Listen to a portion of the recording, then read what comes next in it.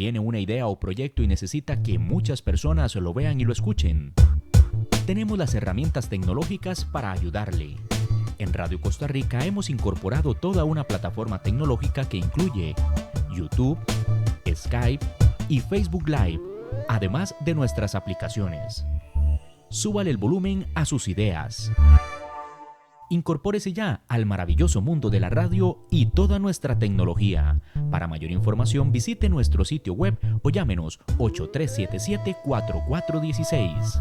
Radio Costa Rica, mucho más que una radio.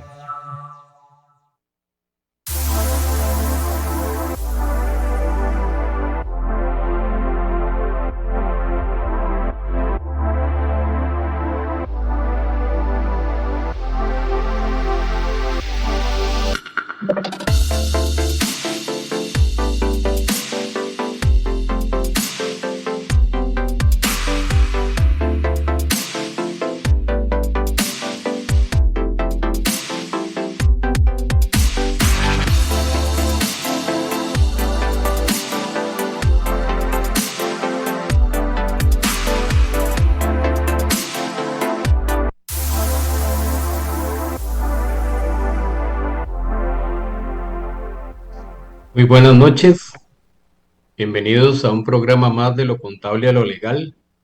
Esta noche vamos a hablar un poquito de cobro judicial. Hemos tocado en varias ocasiones este tema y lo vamos a seguir tocando porque es un tema que siempre está evolucionando, siempre está en constante crecimiento, especialmente a través de las estadísticas que nos presenta tanto el MEIC como el Banco Central. Hoy tenemos muy amablemente a nuestra invitada, la licenciada Carla Herrera. Ella es abogada, ella es especialista en cobro judicial. Ella prácticamente se encarga de la parte de cobro judicial en su bufete. Ahí la pueden contactar al 7200-0070. Ya tiene oficinas en la zona de Curridabat. Muy buenas noches, doña Carla. Gracias por acompañarnos hoy con este tema, como le decía al principio, de siempre o constante en la vida de los costarricenses. Bueno, Bienvenida. muchas gracias, don Néstor. Muy buenas noches a todos los radioescuchas del día de hoy. Y bueno, sí, es un tema bastante amplio y bastante preocupante al existir tantos deudores en nuestro país, por lo que genera en la Administración de Justicia una mora judicial increíble. Sí, inclusive, bueno, estaba viendo aquí algunas estadísticas que presenta especialmente el MEIC, hablando de que de cada 100 costarricenses, 46 tenemos tarjetas de crédito. Sin embargo, en esos 46, que ellos dicen 46%, es decir, que de cada 100, 46 tenemos tarjetas de crédito, porque yo tengo tarjeta de crédito, es curioso que ha venido hacia la baja la morosidad. Indica que de ese 46%, únicamente el 5.45% está en morosidad. Sin embargo, hay una situación que es preocupante, que hablan que de ese 46%, más del 90% tiene prácticamente el límite consumido.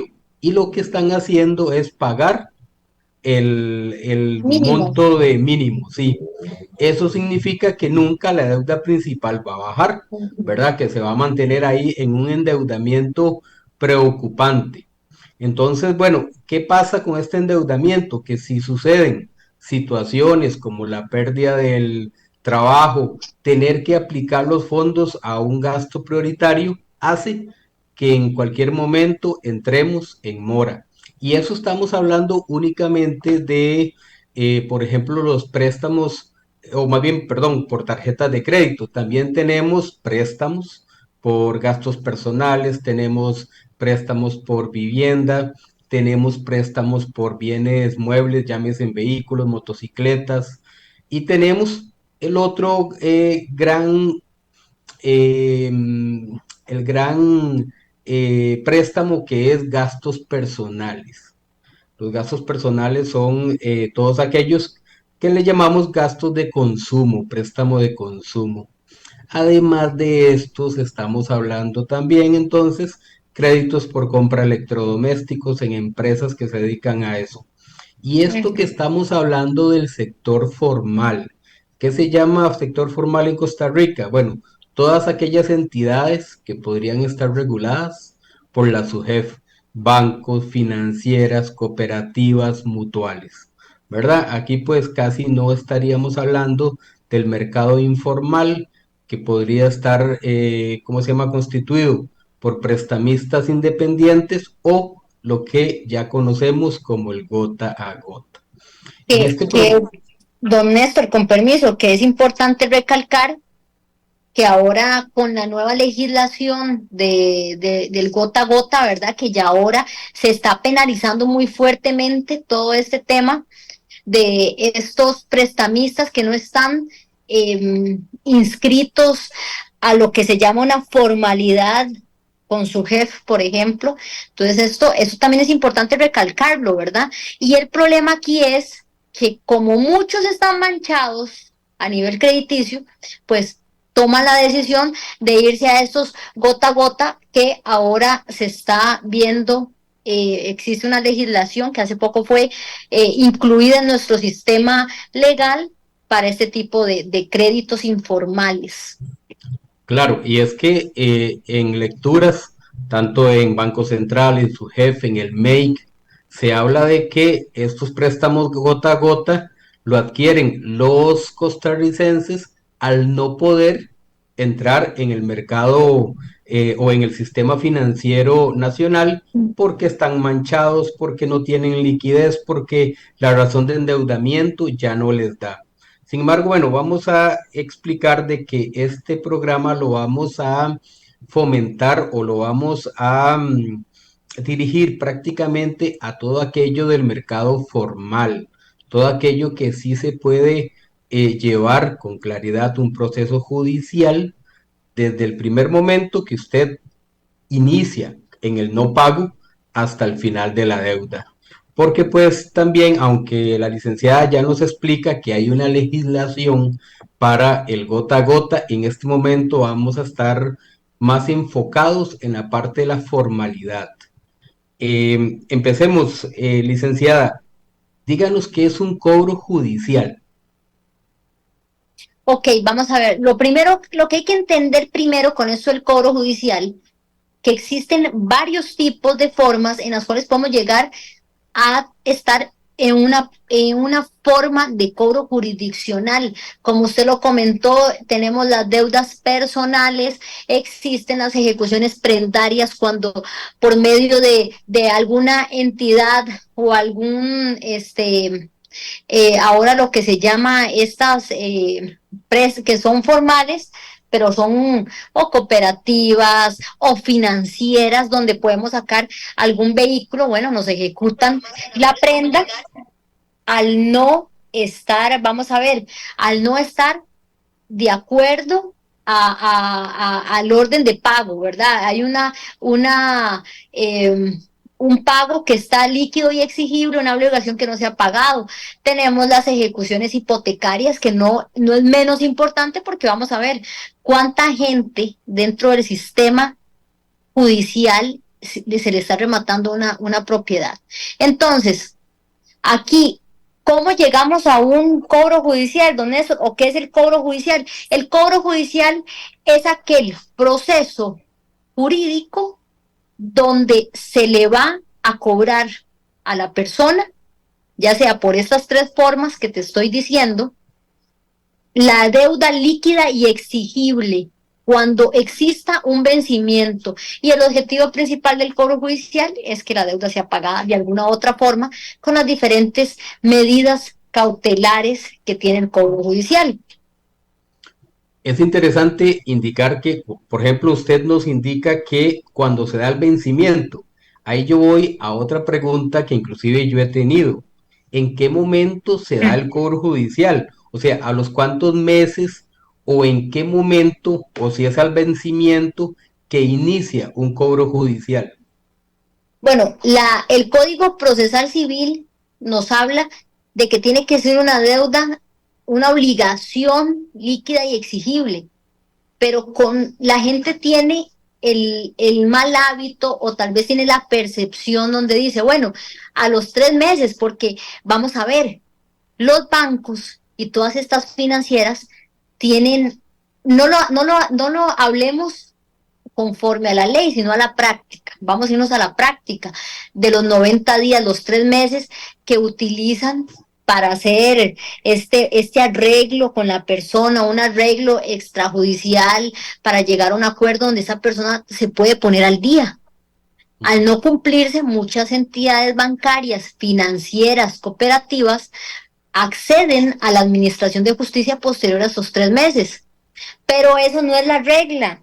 La regla es que con un día de vencimiento, si yo tenía que pagar el 5 de agosto y pasé a 6 de agosto, o sea, mañana, a mí mañana me pueden estar, pasado mañana me pueden estar interponiendo un cobro judicial.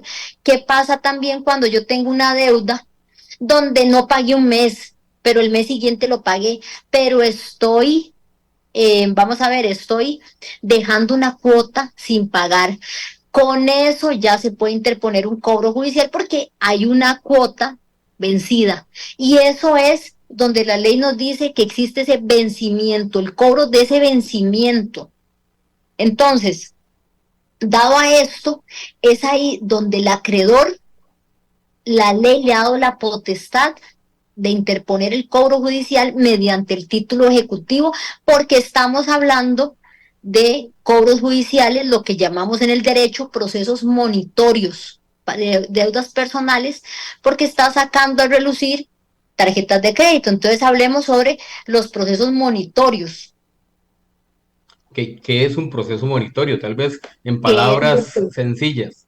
El proceso monitorio es cuando la persona ha firmado, por ejemplo, el pagaré, no pagó una cuota, y el acreedor tiene toda la facultad jurídica para iniciar el cobro jurisdiccional de esa deuda. Es lo mismo, el monitorio es aquel cobro judicial que por medio de un pagaré, una letra de cambio, inclusive una factura, siempre y cuando se encuentre firmada, ¿verdad? Porque tenemos facturas electrónicas, que inclusive esas facturas que nos emite, ¿verdad? Por algún servicio, siempre y cuando esté firmada, Bueno, ¿verdad? eso es un tema que luego vamos a tener que tocar con usted, licenciada, acerca de las facturas, porque ahora muchos servicios los obtenemos a través de una factura electrónica que no necesariamente firmamos, ¿verdad? No, Pero bueno, eso es un pero tema que podríamos desarrollar, perdón, en otro caso, porque usted ahora nos está indicando algo importante. Es uno que firmamos. Las facturas las muchas no están firmadas. no están firmadas, entonces no pasan como un título ejecutivo, pero si la factura está firmada y hay un monto de dinero, puede pasarse como un título ejecutivo. Hay Ok.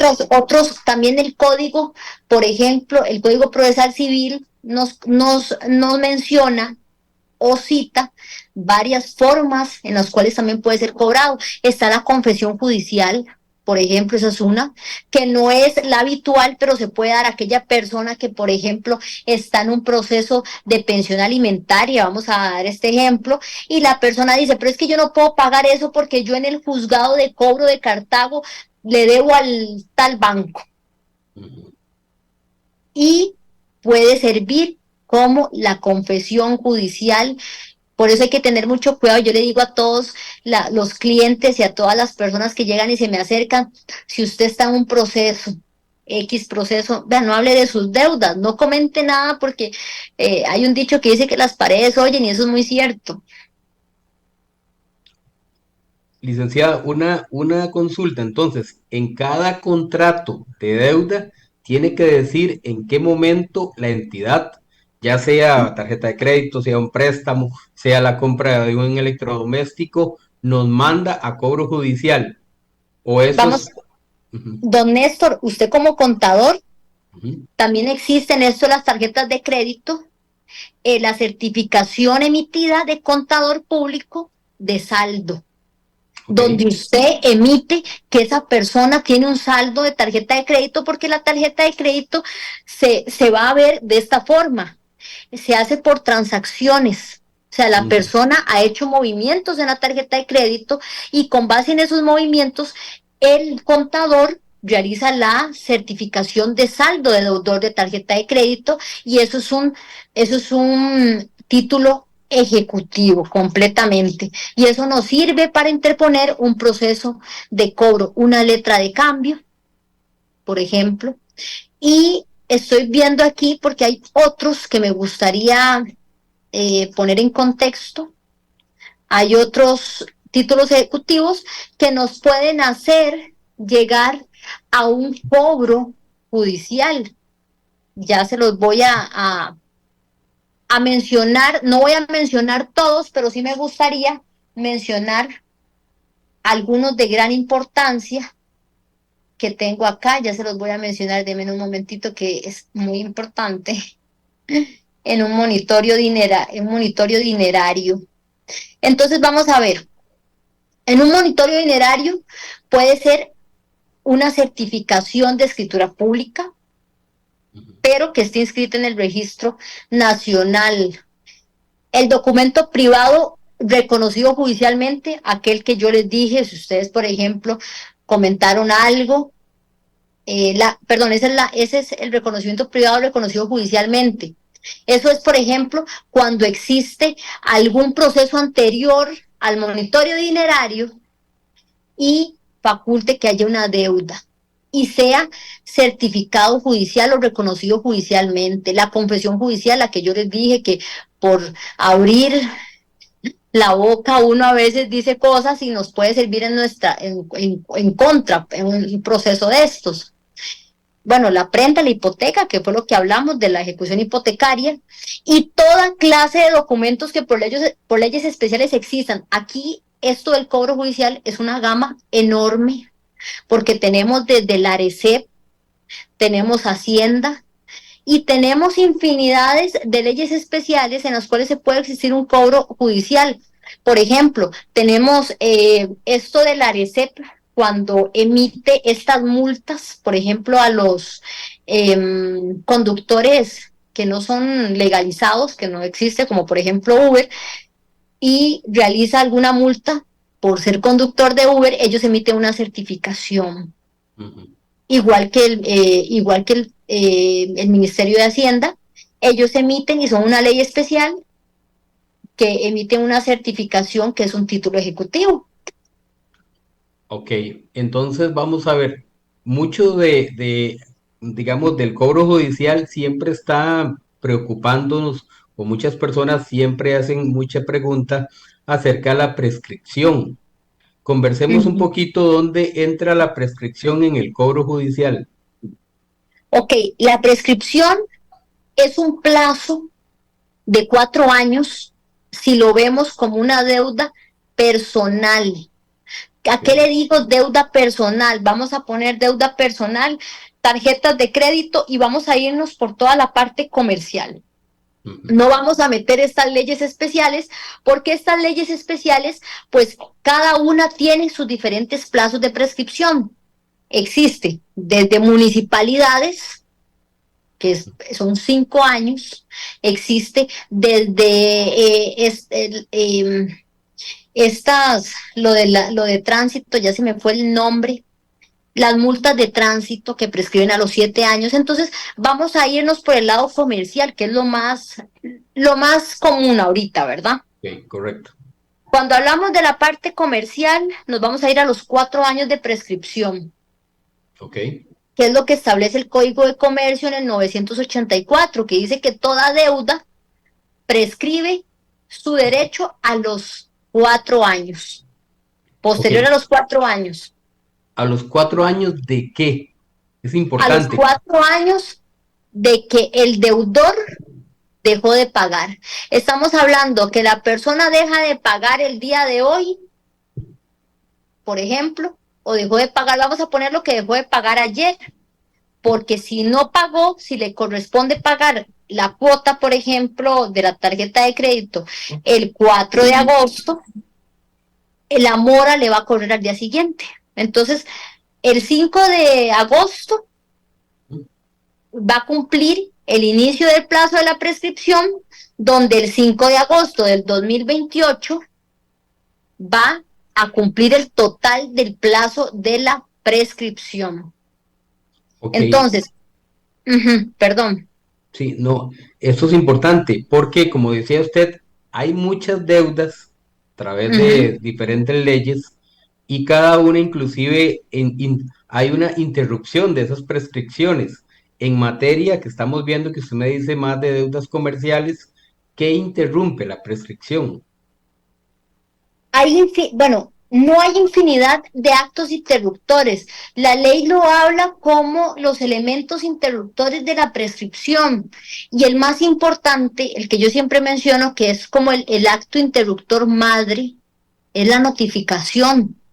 Pero es importante, y vamos a abordar un tema bastante amplio, porque aquí ya estamos metiendo la ley de notificaciones judiciales, donde nos menciona en el artículo 19 cómo tiene que ser una persona notificada de un proceso judicial, en el caso de ser una persona física, porque también encontramos personas jurídicas que están dentro de un cobro judicial también. Entonces, en el caso de la persona física, tiene que darse personalmente.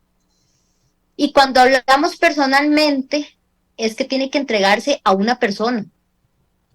Una persona que en apariencia sea mayor de 15 años, no que tenga 15 años, que en apariencia, dice la ley, que sea mayor de 15 años.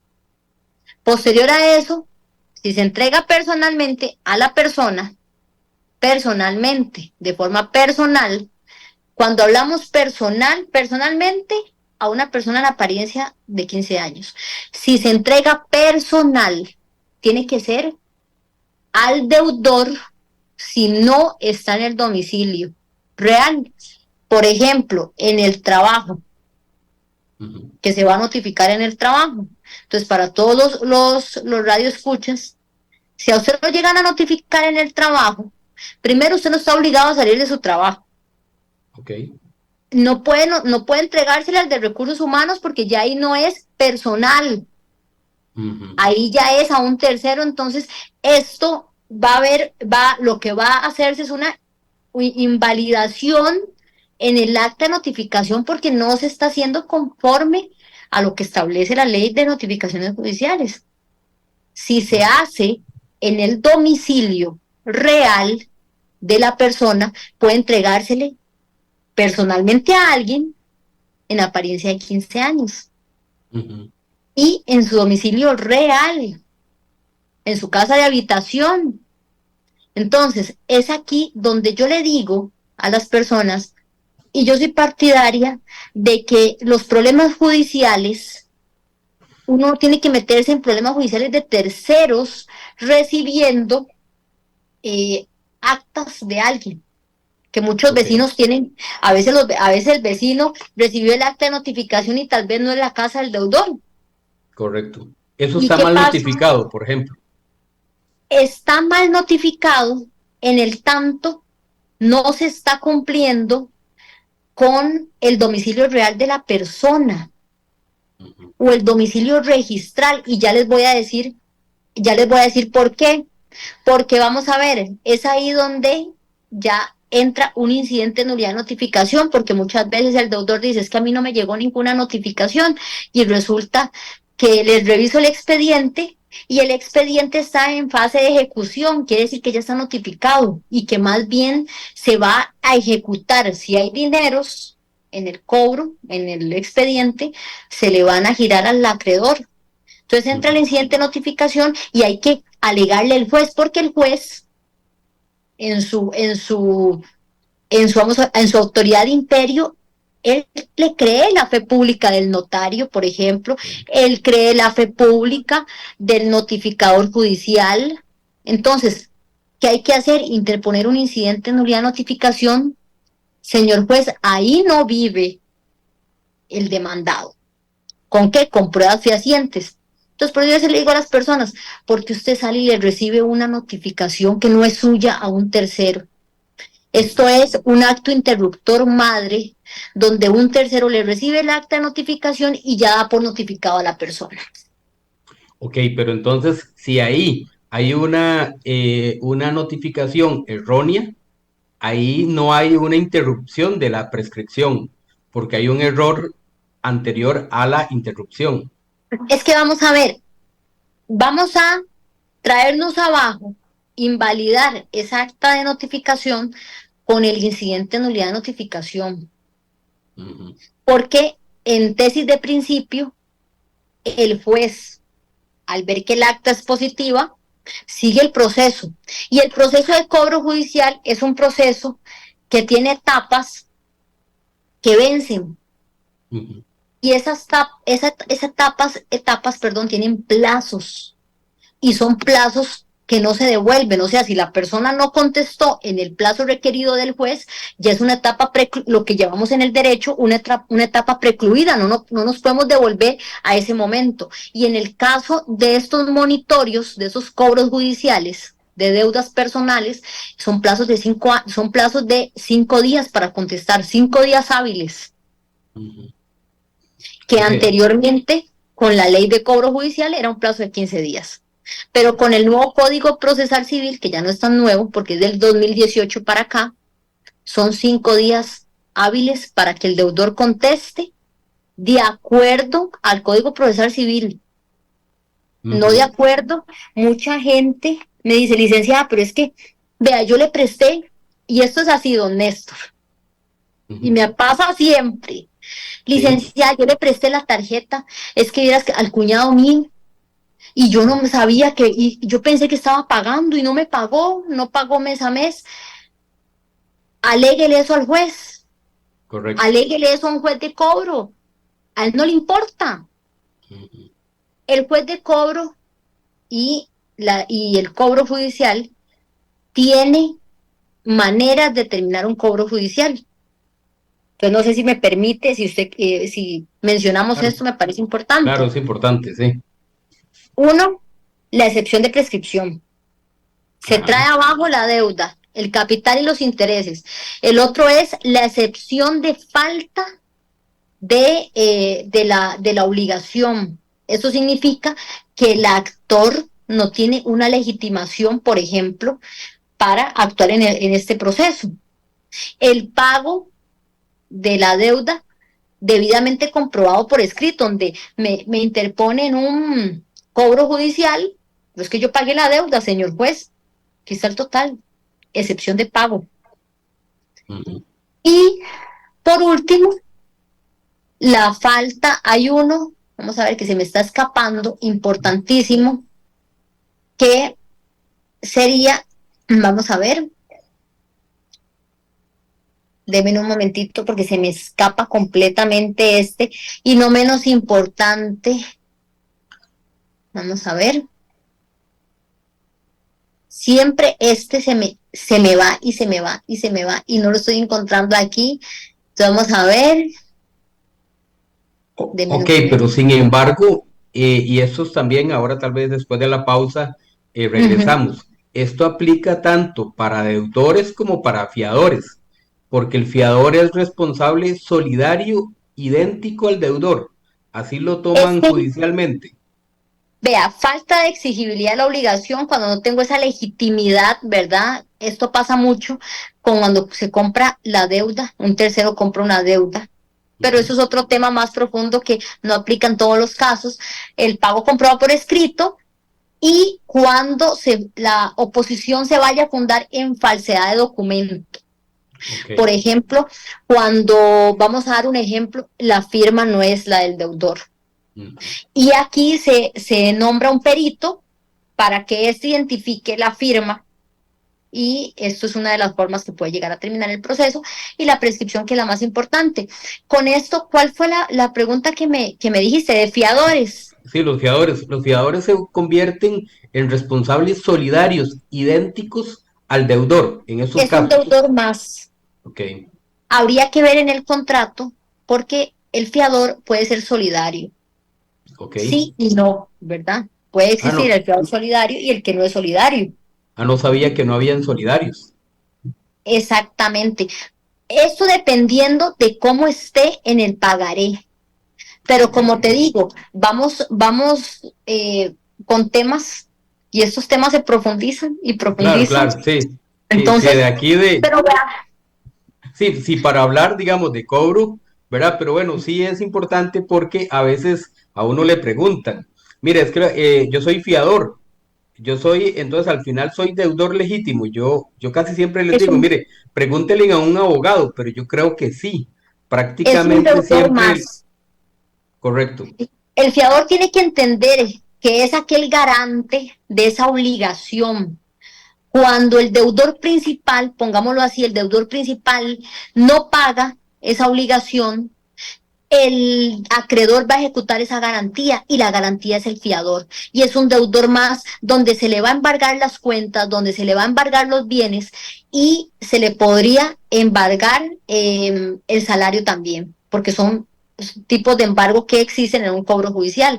Pero sí, ¿qué pasa con un fiador? Así como tiene la parte negativa del cobro judicial, tiene la parte positiva.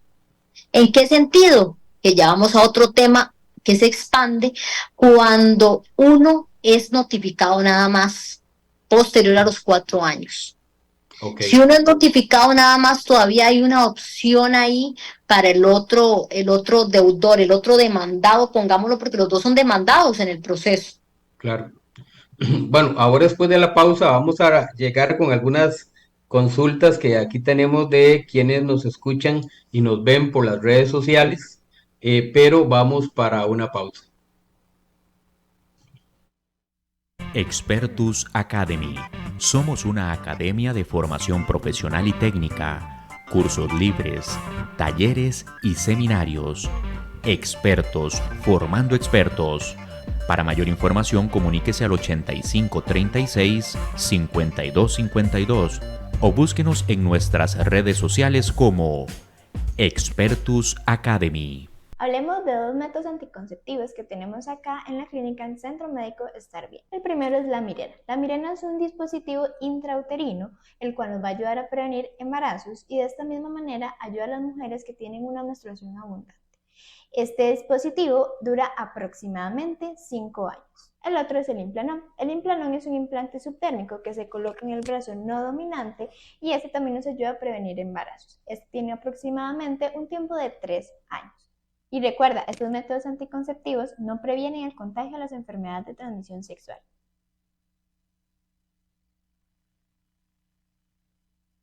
Macís y Asociados. Somos una firma de contadores y auditores. Ofrecemos servicios de contabilidad, asesoría tributaria, auditorías y planillas. Consulte por nuestros paquetes especiales para su empresa. Brindamos servicios contables a su medida. Para mayor información, llámenos al 8409-8020. Síganos en nuestras redes sociales o visite nuestro sitio web Macís y Asociados.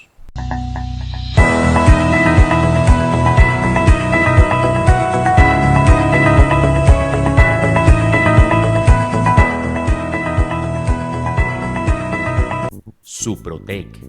Descubra los mejores productos de limpieza ecoamigables para su empresa, centros médicos y el hogar. Ventas al detalle y al por mayor. Nos puede contactar al WhatsApp 8985-4458. Síganos en nuestras redes sociales como Suprotec SRL. Su mejor alternativa en productos de limpieza ecoamigables.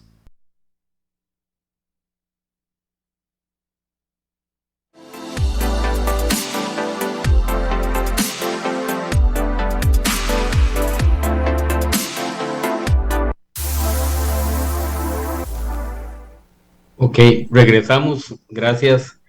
Eh, Licenciada, aquí tengo una pregunta de una persona que nos dice, ¿a qué le llaman una mancha en mi récord crediticio?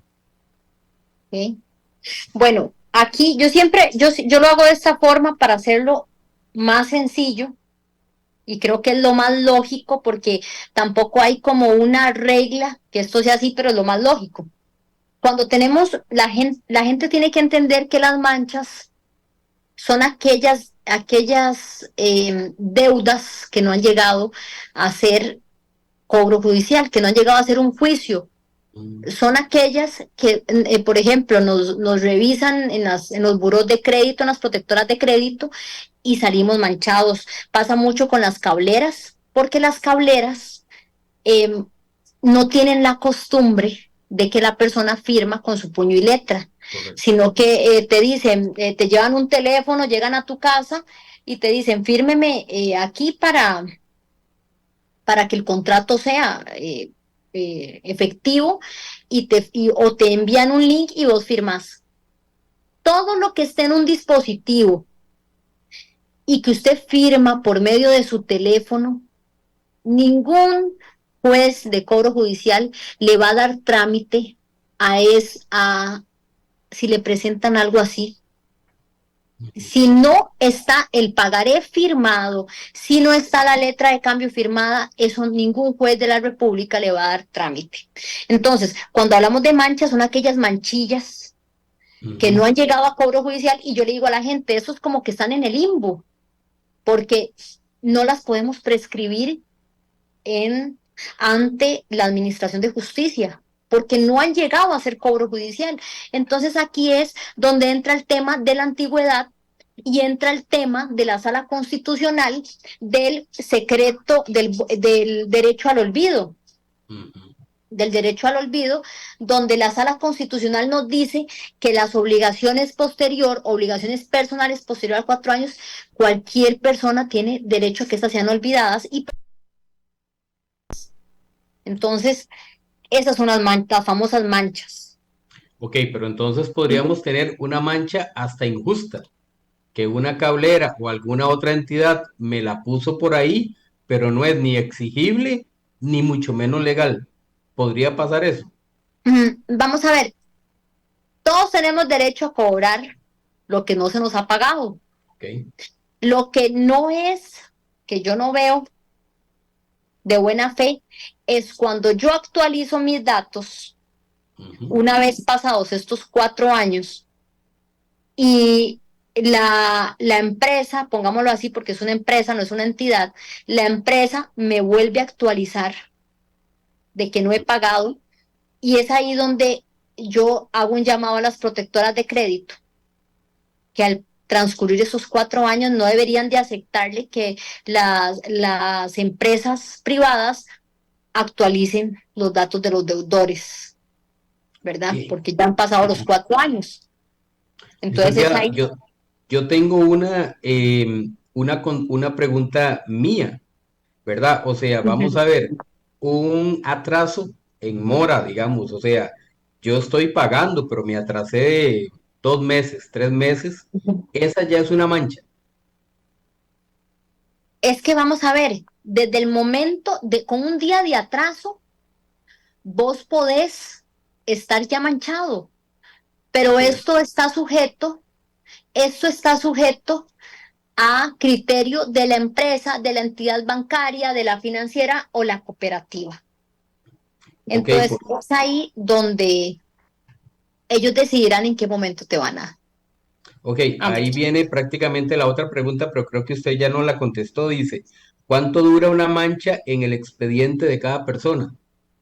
Ok, vamos a ver, ya que estamos, cuando decimos la palabra expediente, estamos hablando eh, de algo judicial.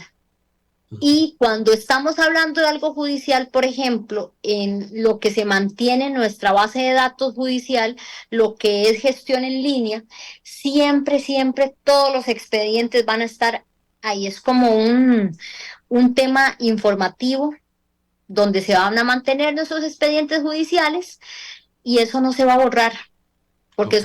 eso es meramente del Poder Judicial. Ok, los procesos de prescripción siempre es mejor que los haga un abogado. ¿Los tiene que hacer un abogado o pueden ser las personas que pueden presentar un acto de prescripción? No, cuando estamos hablando, el, el Código de Comercio nos Ujú, menciona que sí, que la prescripción tiene que darse porque primero tiene que cumplir ciertos requisitos, ujú, el periodo, el plazo. Segundo, que tenga la intención de que esto se prescriba, pero tiene que ser por medio de un profesional en derecho. Y yo entiendo de que existimos profesionales que hacen de todo. Y ujú, yo no critico a los profesionales que trabajan en todo el tipo de ramas del derecho, pero yo creo que un abogado no puede ser bueno en todo. Tiene que especializarse, experimentarse en algo. ujú, Y yo, por ejemplo, a mí me preguntan, a mí el derecho laboral no me gusta. ujú. Me preguntan derecho penal, a mí me gusta el derecho penal, pero me encanta el derecho civil. Y parte Ok, del derecho civil está el proceso de cobro. Entonces, yo les recomiendo a todas las personas que tienen deudas que busquen un profesional en derecho que se dedique al cobro judicial, porque el cobro judicial es muy amplio. ujú. El cobro judicial, si no se sabe manejar de la mejor manera, a cómo puede ayudarle a que usted salga de esa deuda financiera, a cómo te puede hundir. Claro. Si te llega a hundir, he visto cobros judiciales de 30 años. ¿Y por qué siguen vivos? Porque el acreedor sigue haciendo movimientos, que tiene todo su derecho, porque eso es lo que nos menciona la prosecución judicial hacia el deudor. Y es ahí donde uno como abogado dice, ¿por dónde le entramos? Hay que buscar por dónde entrarle para terminar con ese cobro judicial. Voy a citar la resolución de la Sala Constitucional, que es la resolución 2005-08894, donde nos indica el plazo que opere el derecho al olvido. Y esto en cuanto al SIC, Ok. de lo que es la SUGEF. Después de 4 años, cualquier ciudadano costarricense va a actualizársele automáticamente la SUGEF, le va a actualizar ese comportamiento crediticio donde uno está muy bien y donde 3 o 4 está muy mal. Ok. Y las protectoras de crédito, muchas se apegan a este derecho al olvido. Ok. Solo hay una protectora de crédito les voy a ser muy honesta, me parece que es una de las mejores en cuanto a información de las personas, pero esta se opera según la ley de, vamos a ver, la ley ya les digo cuál ley es que hoy he tenido que ver tanto que a veces a uno se le da ciertas lagunas, pero se operan no a los 4 años, sino a los 10 años. Y ya les voy a decir cuál es, ya les digo en algún momento que estemos conversando. Ok, perfecto. Entonces, en el caso de las protectoras de crédito, ellas por ley tienen que hacer como un borrón y cuenta nueva cada 4 años. Eso es De, lo que les exige el no, voto de la sala constitucional. eso es con la SUGEF. Ah, ok. La SUGEF automáticamente te va a actualizar tu información crediticia, el comportamiento crediticio, que eso es lo que hace la SUGEF, regula los comportamientos crediticios, ¿verdad? Ujú, O brinda, vamos a ver, brinda información del comportamiento crediticio de todas las personas. Las protectoras de crédito es el famoso segundo filtro que usan ah, los ok. bancos, las cooperativas. Ellos no están regulados, digamos, por su jefe, no, ellos son empresas privadas que le brindan servicio a los bancos, cooperativas y demás. Pero estas manchas se podrían eventualmente borrar si usted ya pagó o si tiene más de 4 años por antigüedad.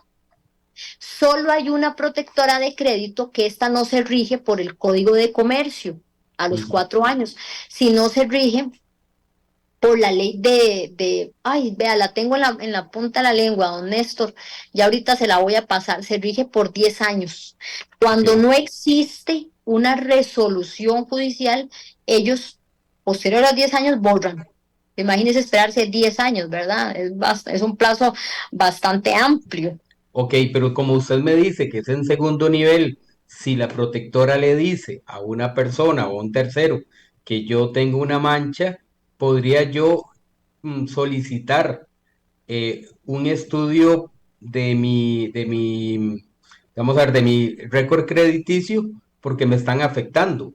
Y ese tercero tiene que hacer valer lo de los 4 años. ¿Aun Ok, cuando? vamos a Aun ver, aquí viene un tema bastante amplio con las manchas. Solo hay una protectora de crédito que se va a regir por la ley de protección de la persona frente a tratamiento de sus datos personales. Solo Ok. una, que te va a decir, bueno, vamos a ver, don Néstor, usted le debe a tal cablera. Usted tiene Ujú. 5 años, no, mire, nosotros le vamos a borrar eso cuando cumpla 10 años. O paga o se le borra. Y es ahí donde yo veo deudores que tienen solo ese tipo de deuda, de esa manchilla, y yo le digo, vea, son 50.000 colones, mejor páguelo. Páguelo y cuando ya lo pagó, envíe la carta de descargo.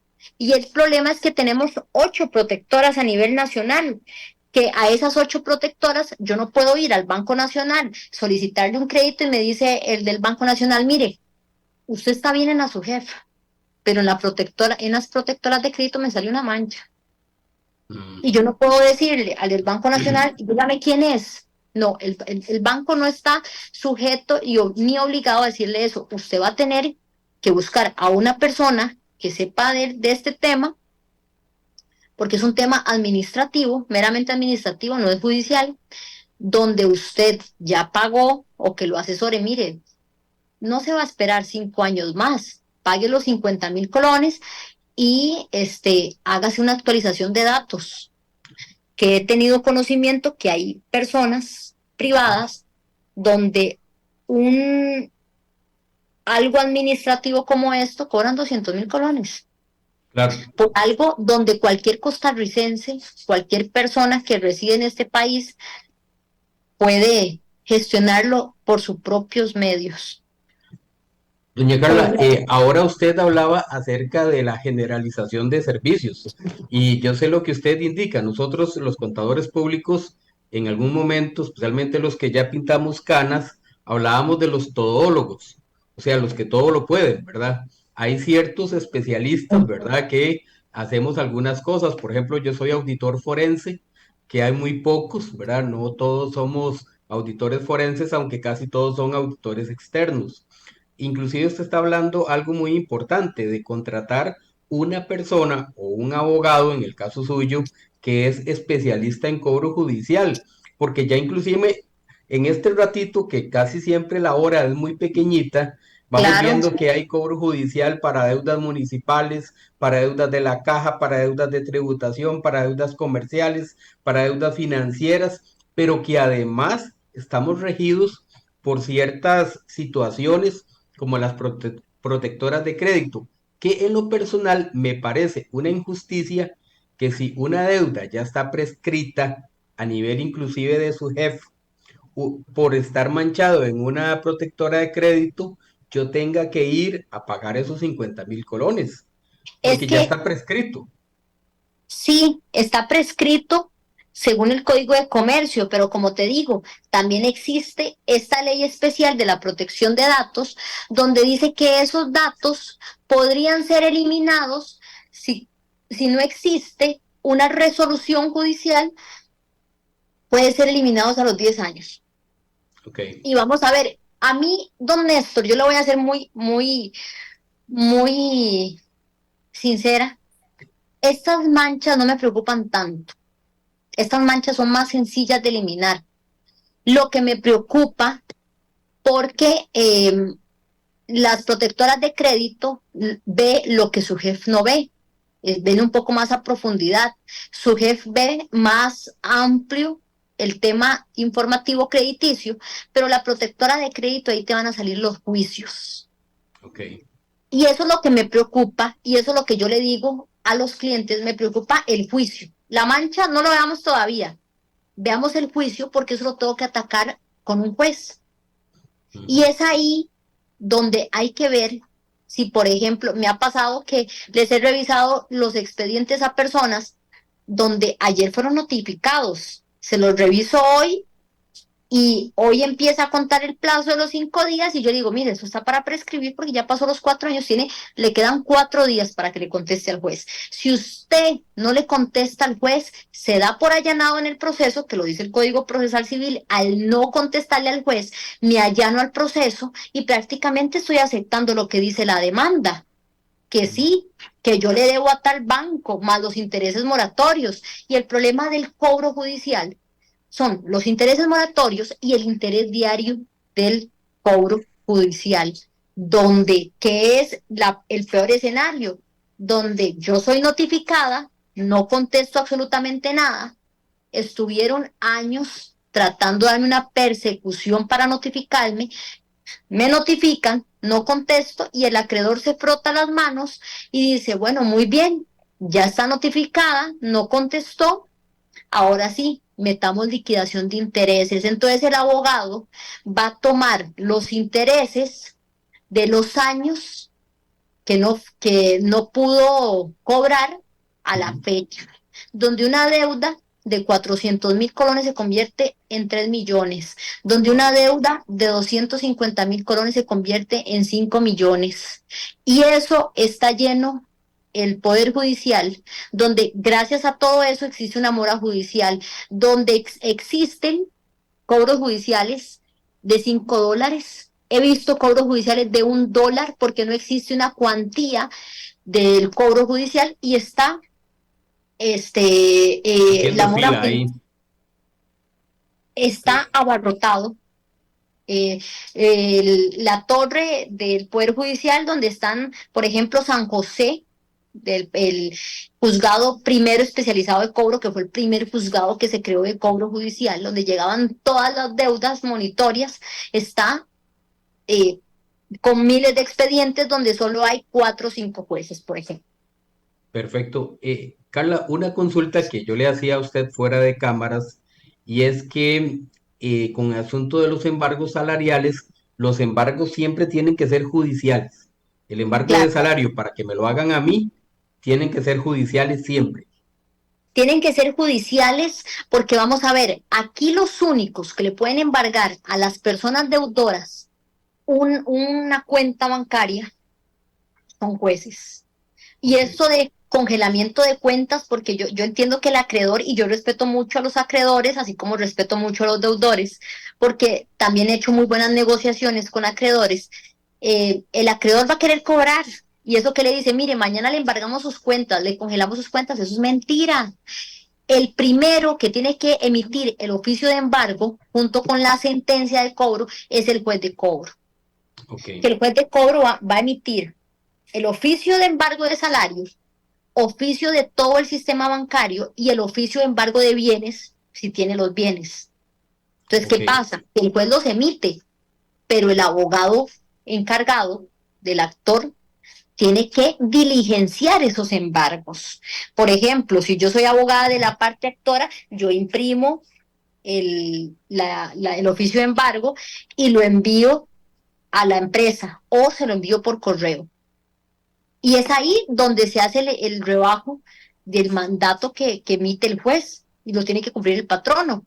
Claro, siempre y cuando lo cumpla de acuerdo al 172 del Código de Trabajo, que habla sobre la proporción que se tiene que dar del embargo salarial.